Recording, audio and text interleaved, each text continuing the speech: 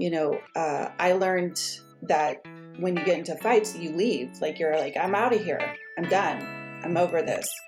And I didn't realize how much of an impact that was for Marcus. I'd love to hear from you, Larissa. Like, how has Pivot helped your marriage from your perspective? Yeah. So, first of all, we've been together for 25 years. Yes, long time. And I think the biggest piece, I mean, Marcus addressed so much of it. One thing that was the biggest challenge was that we would get into these conflicts and we didn't even know why. And then we would have these, 3-day fights or whatever. And it just felt like, how come we're not moving forward? How can we, get out of this cycle? And we came up with all these different solutions. We tried all these different things and we just couldn't ever move forward.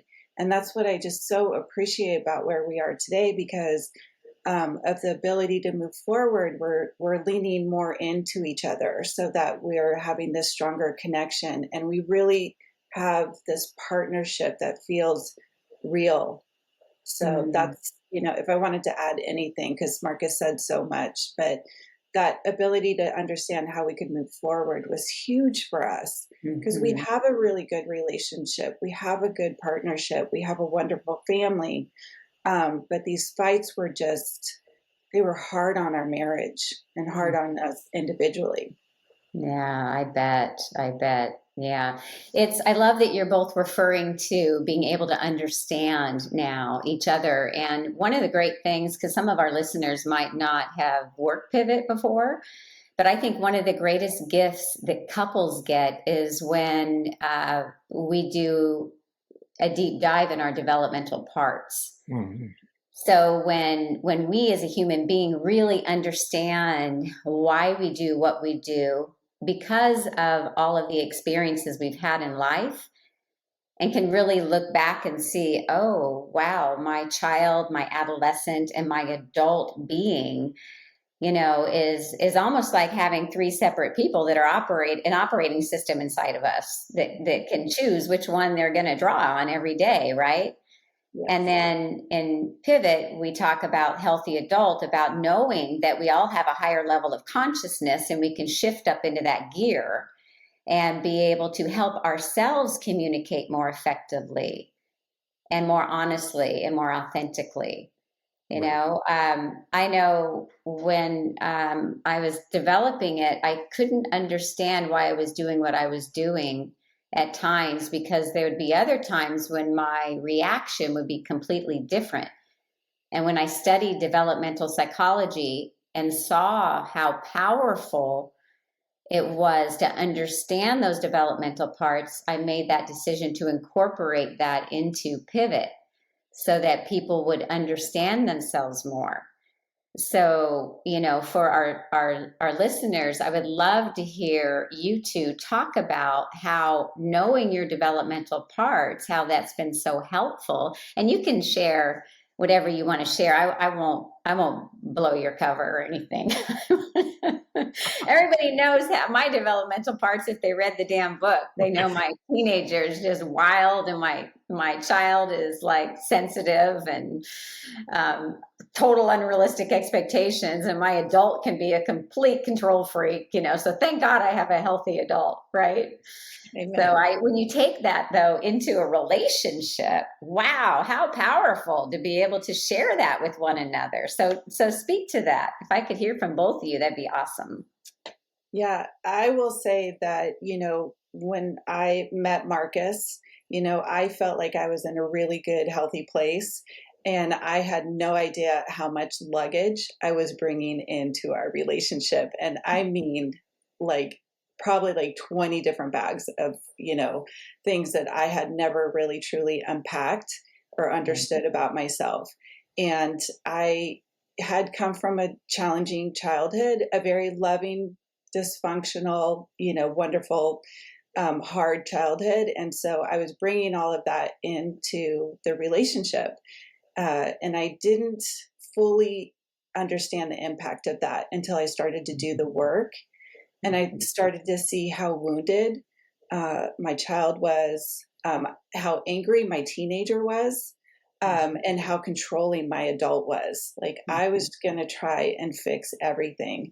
And so, when we would get into the fights, really what came out was this adolescent, like, I'm going to show you. And then also, and I'm going to totally out myself. But, I learned that when you get into fights, you leave. Like, you're like, I'm out of here. I'm done. I'm over this. And I didn't realize how much of an impact that was for Marcus. It was something that was my norm. And to be able to understand how these were showing up in our relationship and how I was getting triggered and how much I was just reacting to very benign situations. Like I would, it was just like an explosion. And so basically my luggage was imploding in our marriage consistently, and just to be able to get to a place of at least a little bit more clarity about how the cycle was going in our relationship during these conflicts, to really understand, so that I had more agency. I had never had agency before, around. Yeah, I just never, it was just like something was happening and, it's getting really anxious and just imploding. And I just never had the ability to emotionally regulate or have any agency over what was happening. And I was just taking it all out on Marcus. Yeah. So, And the agency is like the languaging. It's like being able to give it language in life. It's so right. fun. I know you two have worked with a lot of couples now, and when we watch a couple be able to share with their partner what's really going on, there's so much opportunity for correction when it's ready. Even if it's just, look at, I'm getting activated. I know this is my teen. I want to blankety blank blank blank. And it's a lot. It's a lot. But just that there is helpful, because then your partner's like, all right, they know where they're at. They're not coming at me guns a-blazing. It's not, it's not about me right now. And maybe it is, but we're going to talk after the waters have calmed a little bit. So I love that. That's that agency you're talking about. Oh, Yeah. absolutely. I mean, I was just emotionally bombing all over the place, and I just didn't have the ability to really communicate Yeah. effectively. I didn't have the ability to ask for what I really needed in that Right. moment. And so Mhm. how was Marcus supposed to respond? He was just like, "Wait, what's happening here?" That's right. That's right. Yeah. And I was triggering, his parts of self in a way that Mhm. then he was responding in the way that he was responding. Yeah. I just changed my life. I was just boarding that crazy train, I was buying 20 different tickets on the crazy train, and pulling Marcus on the crazy train with me. Yeah. Well, it's so interesting how in coupleships, we just have sometimes unrealistic expectations of our partner without even knowing it. And I Absolutely. know a little bit about your background, so since you offered to out yourself a little bit, I'll use good discernment here. I think it'll be okay. I mean, you had it. Yes, you were loved, but there was a lot of, you know, foundation there for you at times that wasn't there.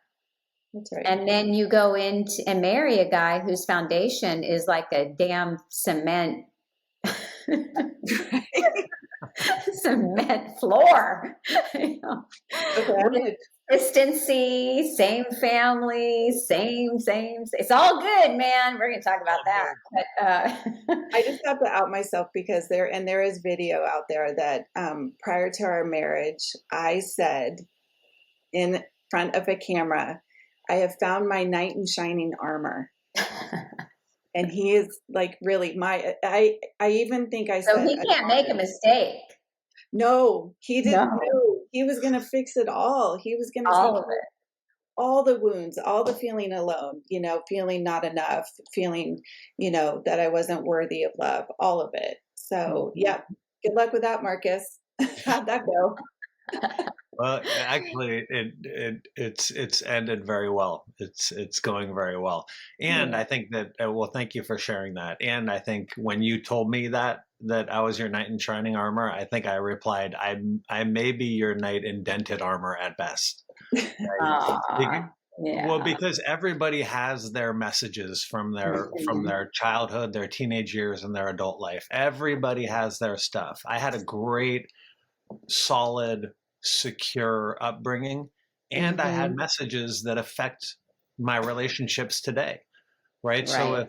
So if Lala was coming to me with like this is not enough, something has to change, like her teenager was coming out on me, one of my messages was like Lori Jean said, it's all good.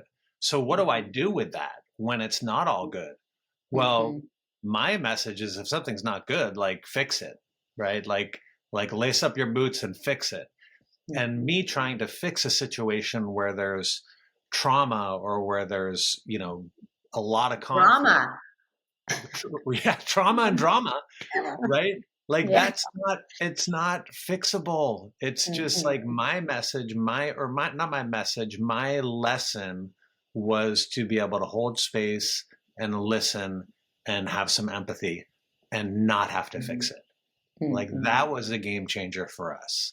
Like sometimes, and I can ask, and Lala can ask me, and I can ask her, do you want me to listen or do you want my feedback? Like simple Mhm. communication like that. Like sometimes your partner just needs you to listen. Mhm. That's it.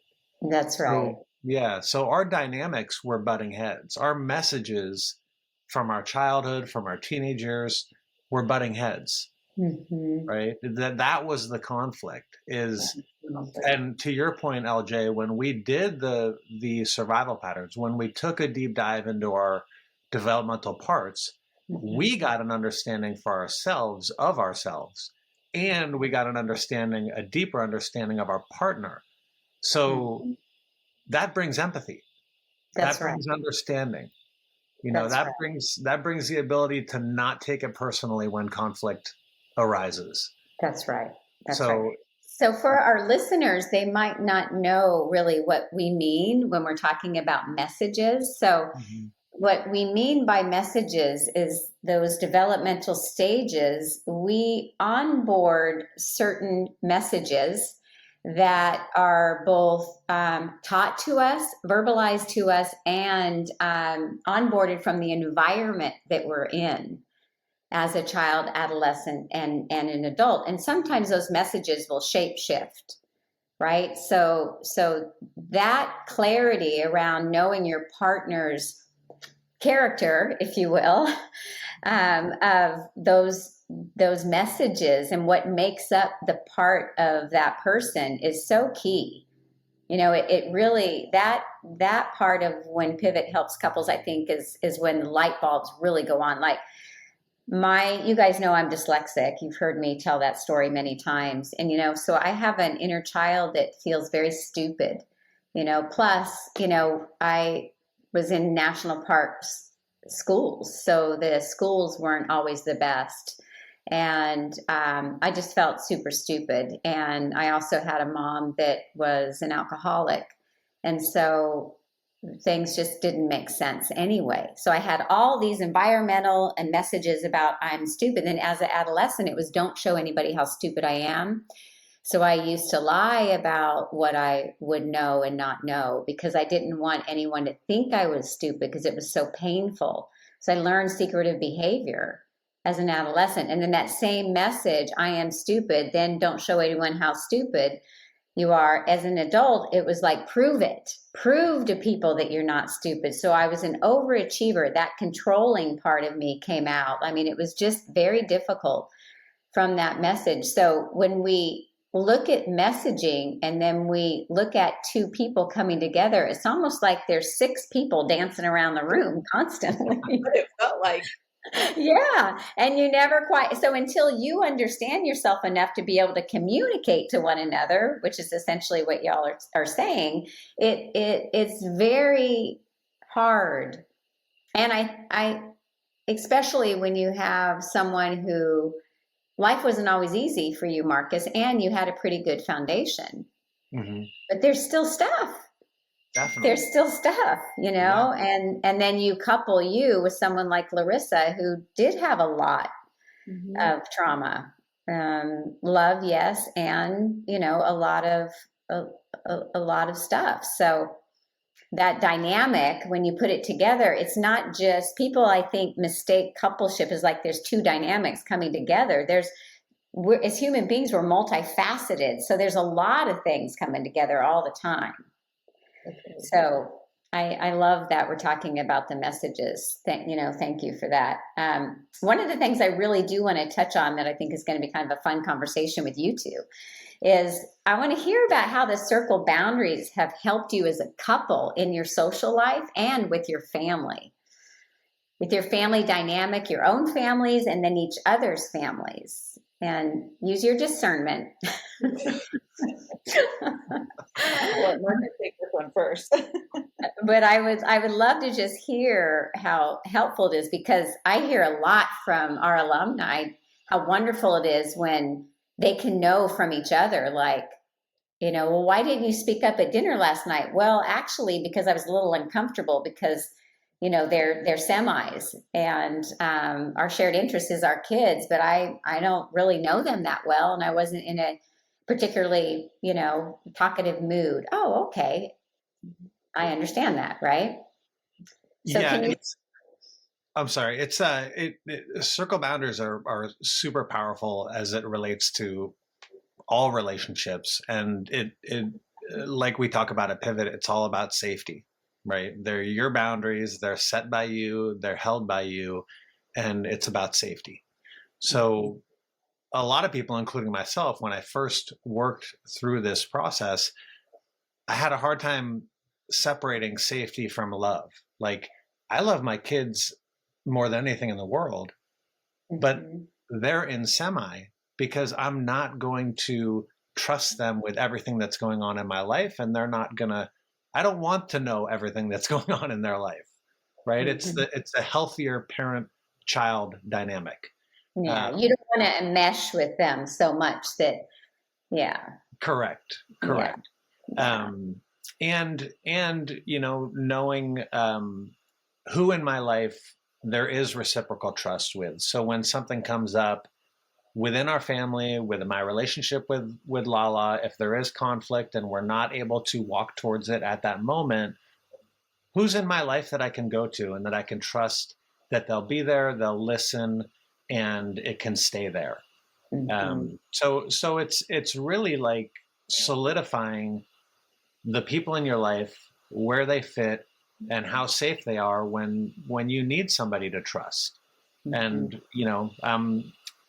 we're we have a relationship now that we are in complete trust with each other, and that's awesome. It hasn't always been that way. Yeah. Yeah. I I would say that again, this goes back to my experience in growing up. We moved around a lot. I mean, it was probably like every 6 months. Both my parents were married and divorced multiple times, so there was a lot of people that came in and out of my life. So I was always seeking connection. I always wanted, like people to love me. Do you love me? Am I okay? Do I fit in? That was the other big piece. Like, do I fit in? And so I would go into a lot of situations, and especially even in, Marcus's big family, with too high expectations and that needing to feel connected. And I thought over disclosing, if I share everything, if I tell you everything, oh, we're going to connect and there's going to be something. And inevitably, I'd walk away feeling incredibly vulnerable and not safe.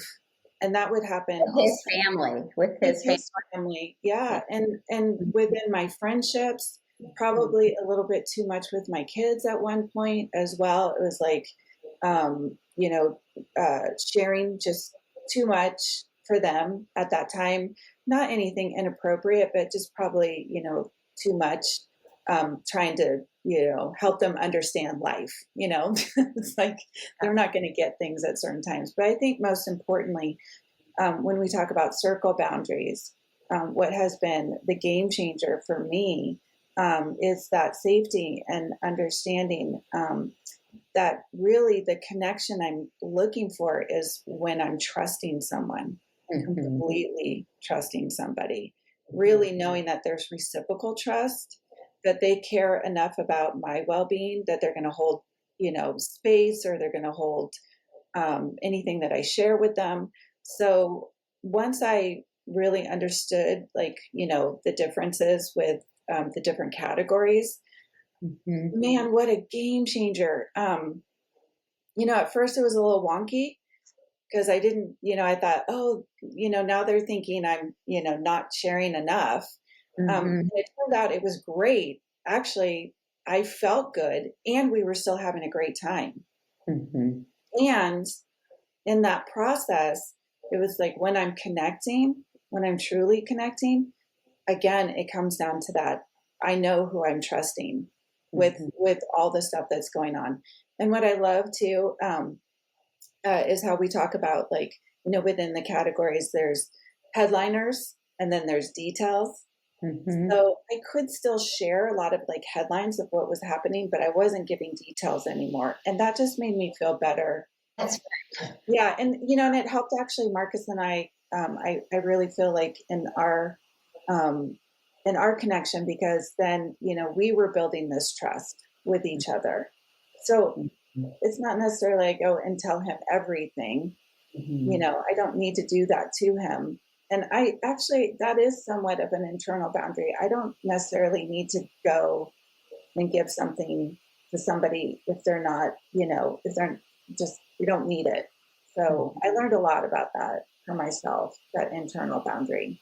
Yeah. I hear that a lot from couples. It's so much of the time people will take how they feel to their friendships, which is great.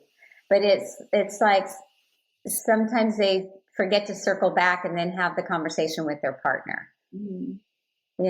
And when we start doing that, slowly the relationship starts to have a void in it. There's a concept we use at Pivot, which you two are aware of. We talk about, it's mine, theirs, and ours. And there's really essentially three people in every relationship, in every coupleship. There's you, Larissa, you, Marcus, and then the sum of both of you. And so when we consider things like what's going to be best, so I can say what's best for me, and my partner has to say what's best for him. And then we have to look at collaborating, compromising, getting to that place where we can both make an agreement when it's something to do with something that's important to us. Right?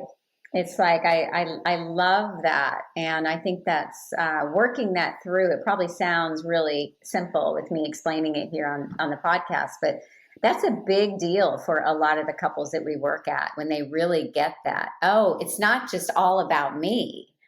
Oh, I don't, it's not going to be exactly 100% how I want it. Sometimes it can be, right? Sometimes we take one for the team. My partner has some ways about him that aren't me.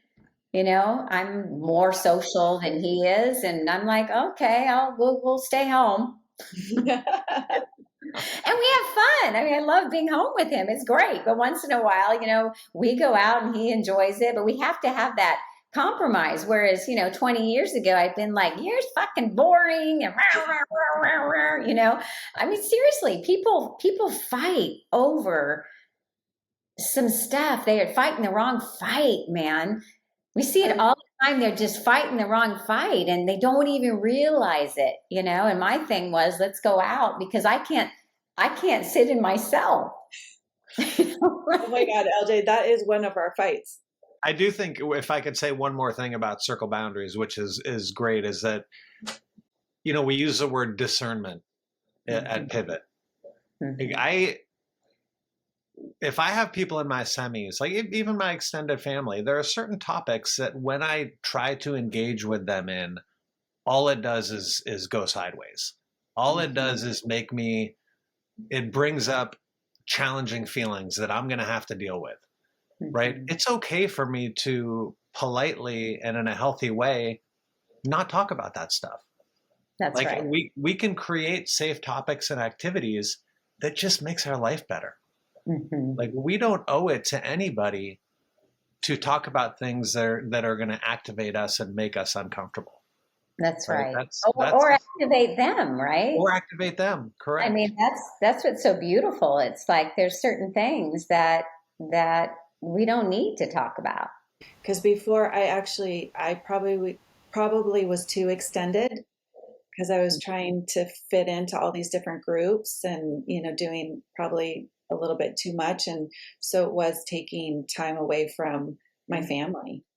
And I love that you shared that, Larissa, because prior to you really understanding your developmental parts, you had a muscle that was very comfortable going into a lot of different groups because you moved around so much. Right? Right. Yeah. So there was like a freedom there for you that wasn't really working anymore. And you probably didn't even particularly enjoy it, but it's almost like you had to do it. I was driven. It was Hmm. That's conditioned. right. Yeah. Yeah. It's so wild, we're drawn to what's familiar regardless of merit. We say that a lot, and that's something a lot of people have been saying for a lot of years, and it's just so true. So You know, true. these patterns that are ingrained in us and they're familiar. I guess what I really want to help people understand is it doesn't have to define who you are anymore, and you can change. Mhm. You really can change. And I don't think we change until we understand what it is that we really want to change so we can step into the change process with willingness and an open mind. Mhm. Like I wanted to be able to not feel like a stage 5 Klingon for years, but I didn't know how. I didn't know what to do when that underbelly of feeling like I was going to be abandoned came up. So I would just grab on to my relationships, with force, a lot of force. And knowing that, I mean, what do you guys think is one of your biggest changes in terms of your own dynamic with your parts? Like what part of you did you actively go into to pivot and change out of that has been the most beneficial for each other? I think I'll start if that's okay. And mine is, I think, the biggest change that I've made, and it's all about realizing where that stuff comes from and then acknowledging it and then taking a healthier action. Like, I don't have to act on my past. I don't have to act on the messages that I received through the course of my life. So Mm-hmm. the biggest one for me was to fix it, right? Mm-hmm. Like I thought I had to fix everything without even asking whoever I was trying to fix, whatever it was, how I could support them, Yeah. right? Like, I could be coaching all the kids, doing the laundry, doing the dishes, mowing the lawn, all of this stuff, thinking that I'm like doing so great and I'm doing so many things and Mm-hmm. nothing's landing. No. Well, all she Nothing's wanted you to do was, paint the hallway.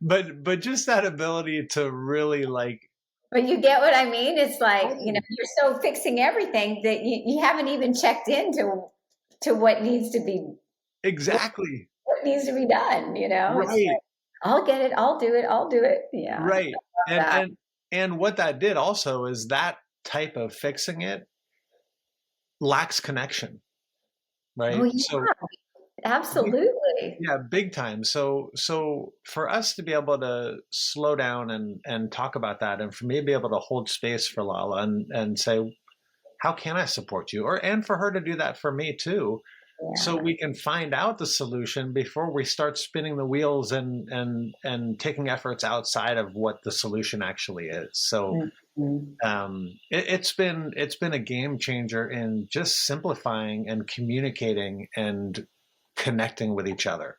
So Mhm. that's, for me, that's what it was.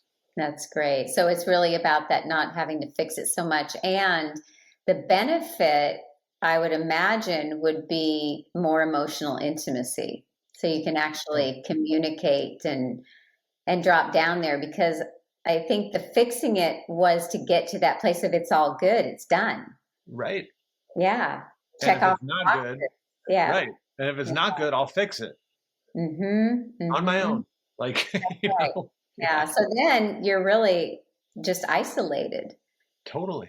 not connected. And then you're like, you know, people are looking at you as not being able to connect emotionally when you actually don't have time to. Right. You Right. know?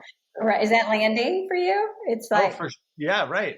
And because that act all of under, that, it's all good. It's not going to be all good unless it's done. right. And if Mhm. it's not all good, like instead of communicating in a healthy way and coming up like that mine, yours, ours, Mhm. coming up with what's the solution for us. Mhm. I know the solution, so I'm just going to fix everything. Like that didn't work. Yeah. So this is what I can do. I can go fix it all. So what can you do? And the solution sometimes might be you need to go fix it. Right. It's talked about. It's communicated. Right. And if I'm like doing the whole fix it thing and I'm not connecting with my wife and coming up with a solution that works for her and for me, and I'm not getting the attaboys, right? She's not saying, "Oh, honey, good job," then I'm going, "What the fuck?" Right? Like, look at what I've done. It's Yeah. just like that disconnect in the solution. So, yeah, So then you just get your glass of resentment and drink it. totally, Yeah. totally. Yeah. That makes sense. Yeah. How about you, Larissa? Well, working with the team was a big game changer for me and really setting some boundaries with my team because Your inner team. my inner team, my inner adolescent, was a game changer for me because, having the tools of giving myself a minute, using the word cancel because it was like I'm ready to just release the kraken, so to speak. Actually, Marcus used to say it was like the Exorcist scene where Regan's head is like spinning like vomit. Wait, I'm traumatized. Hang on. That And movie traumatized me as a kid. oh, I know, right? I know. Well, and we tried to have some humor around it, right? Yeah, I love I mean, don't say it in the moment, but definitely, I mean, timing is everything, right? So that was but anyway, that was a game changer to really understand like where all the anger was coming from, because then I got to drop down actually one step deeper, which is that my inner child felt so alone. Mm. I'm gonna get teary, but just felt really alone. Yeah. And so you can't let anyone in when you're fighting, so to be able to hold space for that, manage and tolerate those feelings, I got to go down a little bit deeper and allow Marcus to really come in. And so I've done my work in healing a lot of that, but being able to be in a relationship with somebody who can help you heal is like next level of just feeling secure, feeling grounded, feeling confident. It has enabled me to show up in a way that I wasn't able to show up before. So, Yeah, that's really beautiful. I love that. yeah, I do too. Thank God. Me too. Yeah. Couple of the terms that we use at Pivot are coming to mind right now, and they're very relevant for couples. They were created initially to help individuals, and then we started working in helping couples and families. And I think a lot about like the judge and jury.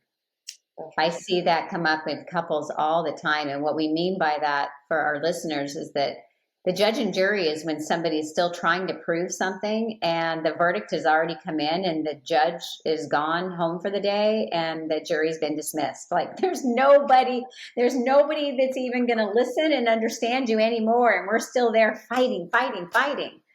Yeah, and it's crazy making, and so many couples get stuck in that loop, and they're just really trying to win, just trying to win, and I thought of that when Larissa was talking about her inner adolescent who would get the judge and jury on and fighting to protect that vulnerable inner child inside of her, like no one's going to see this and no one's going to get in because it's too painful. Mm-hmm.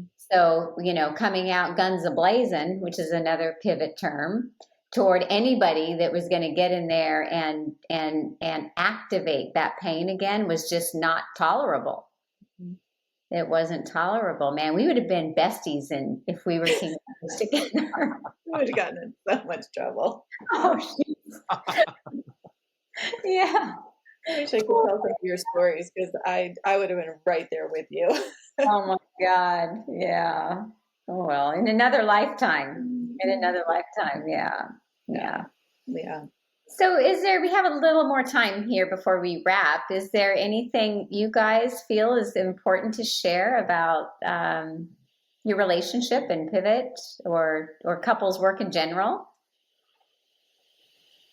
I will say that, and we've kind of touched on this, but one of the things that, and this is going to be a little bit general, but one of the things that we've learned how to do through the pivot process is, in a relationship, I want to be seen, I want to be acknowledged, I want to be heard, and Lala wants to be seen, and she wants to be heard, right? So there is that healthy us, and that's although it's simple, a lot of couples don't have that, right? A lot of people don't feel seen and heard. And the way you can communicate from, like LJ, you said, your higher sense of self. Like if I'm communicating from there, and there's tools like set communication, and there's tools that you can use where your partner can actually be seen and heard, and you can deliver the truth that you need to deliver. So you can be seen and heard. That's a game changer. Totally. Yeah. That's such a great topic, and often the reason why they can't be seen and heard is because the way that they're trying to be seen is hurtful to themselves and the relationship. Right. That's the fighting the wrong fight. Or avoiding, like you're not going to be seen and heard when you just avoid a conversation. Right. Because it's hard.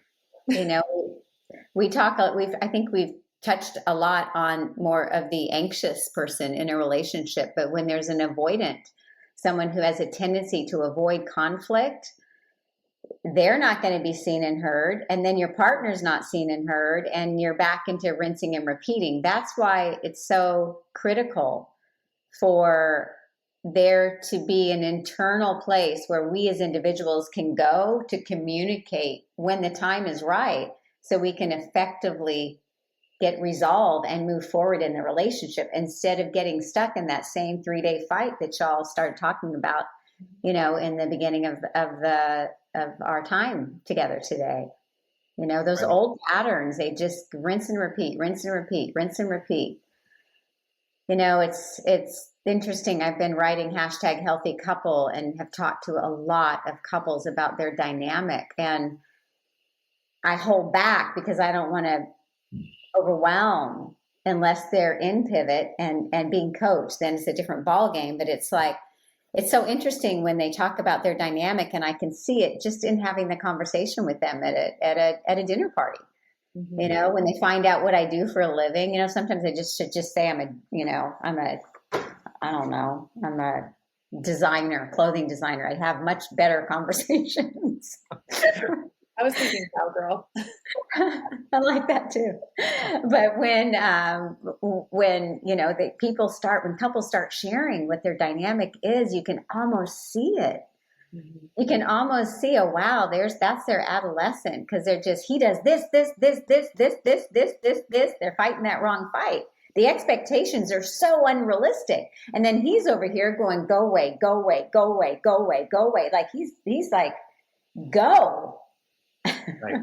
And since you're not going, I'm going. And then gets accused for abandoning the relationship because he's the avoidant, and that dynamic. And it flips. Sometimes it's her and her, if that's a two women relationship or two men or whatever it is. The dynamic. It's not gender specific. It's based on your survival patterns and your developmental parts. That's right. And how you're attaching in the relationship, like you just so clearly said, right? Like somebody's going to be coming in anxiously and I gotta know what the fuck, and the other person's like, whoa, like I'm not going to deal with this, or That's they're right. both, like it's not healthy. No. And then you layer in all the other dynamics, secretive behavior, withholding it. That's why the labels sometimes they're not that helpful. When people say, oh, but he's gaslighting, it's like, okay, but what does that mean to you and why? And what do you think that's coming from? And what's he trying to protect, or she's trying to protect, or when you get underneath that, all those different ways that we label people, we start looking at the actual behavior as opposed to just acknowledging a label. That doesn't give you resolve. Right. That doesn't give you resolve. Yeah. The solution is so much more simple than staying in the problem. It's not complicated. Yeah. It really isn't. And Pivot does give you the tools to get into the solution in a simple way. So it's been a gift. Thank you both so much for your time today. And I can see we're out of time here, so we're going to have to wrap up. But how about the two of you take us out and just share one thing you would like couples to know, like what a mini invitation that you would give a couple or someone in a coupleship that is having some challenges, that is actually listened and made it through and to our whole conversation. What would you say to them? I would say off the top of my head that the solution is a lot simpler than you think it is. There are tools. There is a way. The mountain is not as tall as you think it is. Like, jump into the process, give it a chance, and I am pretty sure that you're going to find the solution is going to be simple and powerful, and it's going to make dynamic changes in your relationship. I love that. Perfect. Yeah.